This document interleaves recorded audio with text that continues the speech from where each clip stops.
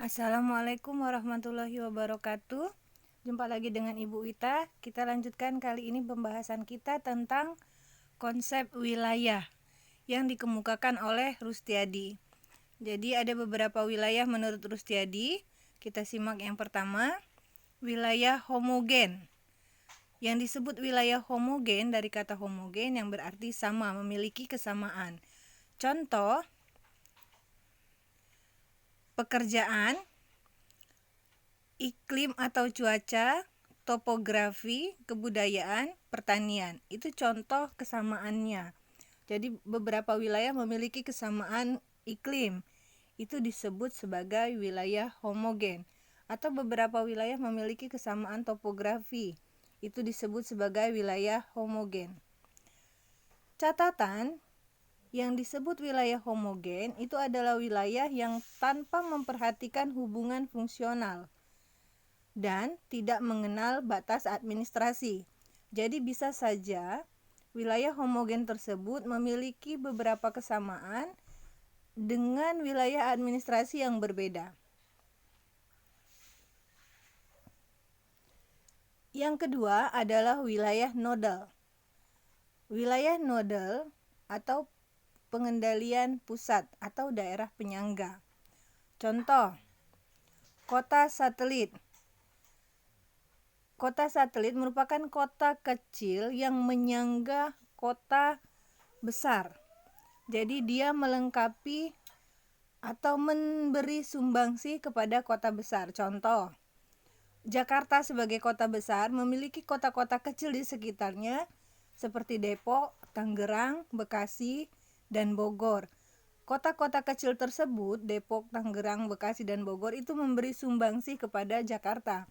Baik memberi sumbangsi berupa barang, sumber barang, atau juga tenaga kerja. Contoh wilayah nodal lainnya adalah hutan mangrove, di mana hutan mangrove menjadi penyangga suatu wilayah untuk mengurangi terjadinya abrasi. Jadi hutan mangrove ini menyangga atau menjadi pengendali untuk mengurangi terjadinya abrasi di daerah pesisir. Wilayah yang ketiga adalah wilayah perencanaan atau pengelolaan khusus. Untuk wilayah perencanaan, wilayah ini tidak dibatasi oleh administrasi, mirip dengan wilayah homogen tadi. Namun dibatasi oleh batas alam. Contoh, daerah aliran sungai.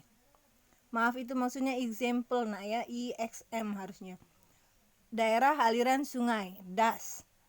Ini ada gambarnya daerah aliran sungai di mana di situ terdapat aliran sungai utama dan memiliki anak-anak sungai. Nah, daerah ini jika dibuat lingkaran yang mencakup wilayah-wilayah dengan daerah sungai ini, kita buat lingkarannya seperti ini.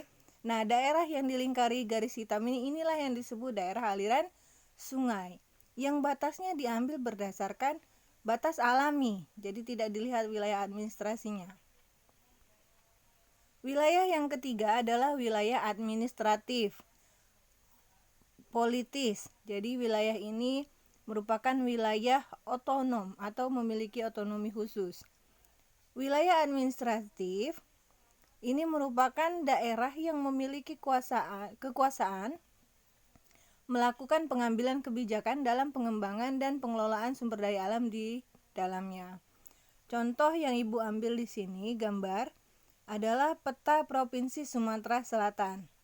Jadi di Sumatera Selatan ada beberapa kota kabupaten di sana. Nah, warna hijau, kuning, kemudian warna magenta, biru, biru muda, dan lain sebagainya ini adalah wilayah-wilayah per administratif. Jadi memiliki kewenangan atau kebijakan masing-masing.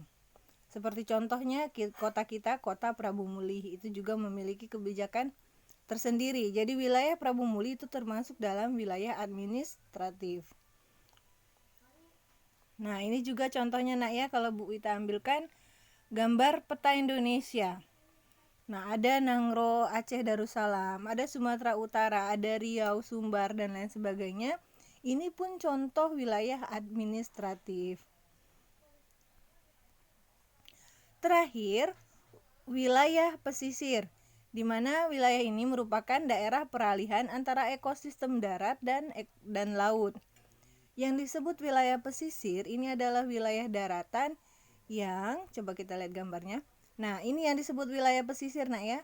Wilayah daratan yang merupakan peralihan dari laut dan daratan. Jadi, wilayah ini sebenarnya sudah masuk daratan, tetapi masih memiliki pengaruh dari lautan. Masih merasakan angin laut, masih terdengar ombak laut, masih terdapat pasir laut. Jadi daerah daratan yang masih memiliki pengaruh dari laut itu disebut daerah pesisir. Demikian penjelasan dari Ibu, semoga anak Ibu bisa memahaminya. Wassalamualaikum warahmatullahi wabarakatuh.